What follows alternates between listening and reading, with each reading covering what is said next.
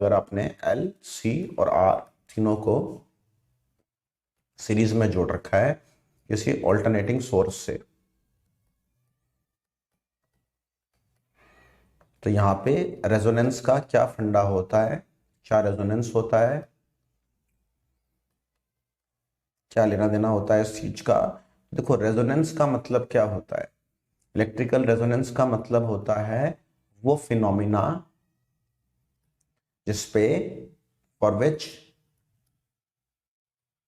Current becomes maximum, current maximum हो जाए for some particular frequency, किसी पर्टिकुलर फ्रीक्वेंसी, चाहे वो एंगुलर फ्रीक्वेंसी ओमेगा हो या लीनियर फ्रीक्वेंसी हो तो एक ही बात है।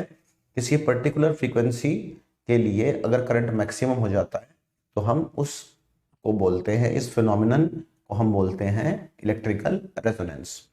तो अगर हम यहाँ पे करंट की बात करें, अगर ईएमएफ हमारे पास में ये आया है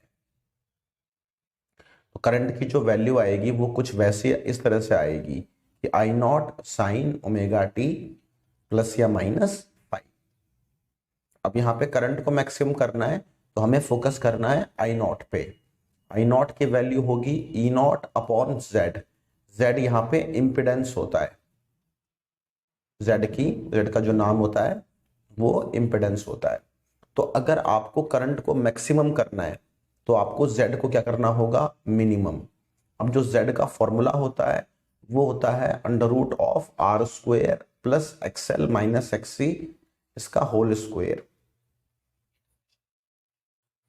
तो अगर आपको जेड को मिनिमम करना है, और एक बात और है, ना तो आर ना ही एक्सएल और ना ही एक्ससी कोई भी जीरो नहीं है, कोई भी जीरो नहीं है, इनमें से सब वैल्यू जीरो से बड़ी हैं।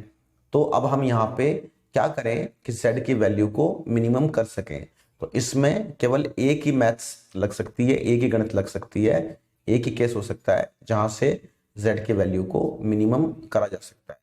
और वो केस क्या है, वो केस ये है कि अगर बाय चांस एक्सएल और एक्ससी दोनों बराबर हो जाएं तो क्या होगा, तो z की वैल्यू मिनिमम हो जाएगी, क्योंकि अदरवाइज तो, क्योंकि ये स्क्वायर टर्म थी, इसकी मिनिमम वैल्यू क्या हो सकती है, जीरो। तो ये जीरो कब होगी, आर तो जीरो होगा नहीं पर ये टर्म जीरो हो सकती है। तो अगर ये जीरो हो गया तो z की वैल्यू किसके बराबर हो जाएगी, आर के बराबर, यानी कि मिनिमम, यानी कि एक्सएल बराबर होना चाहिए एक्ससी के। एक्सएल की वैल्यू ओमेगा इंटू एल होती है इंडक्टर के लिए, कैपेसिटर के लिए एक्ससी की वैल्यू 1 अपॉन ओमेगा इंटू सी होती है। तो यहां से ओमेगा स्क्वायर, इसकी वैल्यू आ जाएगी 1 अपॉन एल सी, तो ओमेगा की वैल्यू ये हो जाएगी 1 upon under root of L सी।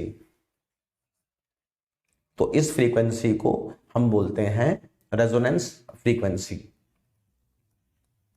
या फिर रेजोनेंट फ्रीक्वेंसी। इस फ्रीक्वेंसी पे इंपेडेंस मिनिमम होता है। अच्छा, ओमेगा निकाल लिया तो ओमेगा के साथ हम नॉर्मल लीनियर फ्रीक्वेंसी भी निकाल सकते हैं, न्यू। तो न्यू की वैल्यू क्या होती है, ओमेगा अपॉन 2 पाई। तो यहां पे क्या आ जाएगा, 1 upon 2 pi under root of L C. ये वैल्यू आ गई रेजोनेंस फ्रीक्वेंसी की लीनियर। तो जब भी फ्रीक्वेंसी ये होगी तब आपका इंपेडेंस होगा मिनिमम, और इंपेडेंस मिनिमम होगा तो करंट होगा maximum. Whenever frequency equals to resonance frequency, या फिर आप ओमेगा के लिए भी बोल सकते हो रेजोनेंस, तब आपका जो z होगा यानी कि जो इंपेडेंस होगा वो होगा मिनिमम और करंट होगा मैक्सिमम। इसको हम ग्राफ से भी ड्रॉ कर सकते हैं। अगर आप ग्राफ ड्रॉ कर रहे हो, एक तरफ फ्रीक्वेंसी ले ली, एक तरफ करंट ले लिया, तो कुछ ग्राफ कुछ इस तरह से आता है, यानी कि फ्रीक्वेंसी की ये जो वैल्यू होती है, पर्टिकुलर वैल्यू, यही रेजोनेंस फ्रीक्वेंसी है। इस पे आकर के करंट क्या हो जाता है, मैक्सिमम। तो इसी को रेजोनेंस फ्रीक्वेंसी बोलते हैं। सीरीज में इस फ्रीक्वेंसी पे करंट की वैल्यू मैक्सिमम होती है। तो ग्राफ ये दो तरह के बन सकते हैं, एक तो ग्राफ जो मैंने बनाया अभी इस तरह से ग्राफ, और एक ग्राफ हो सकता है जो कुछ इस तरह से बनता हो, इस तरह से भी ग्राफ हो सकता है। एक तरफ फ्रीक्वेंसी है, एक तरफ करंट है। तो इसमें भी रेजोनेंस फ्रीक्वेंसी यहाँ पे ये रही। तो इन दोनों ग्राफ में ये वाला ग्राफ है, ये ग्राफ है स्मूथ, और जो दूसरा ग्राफ है ये ग्राफ है शार्प। तो हमेशा कौन सा ग्राफ बेटर होता है? हमेशा स्मूथ ग्राफ बेटर होता है। जो भी ग्राफ स्मूथ होता है वो ऑलवेज बेटर होता है देन शार्प।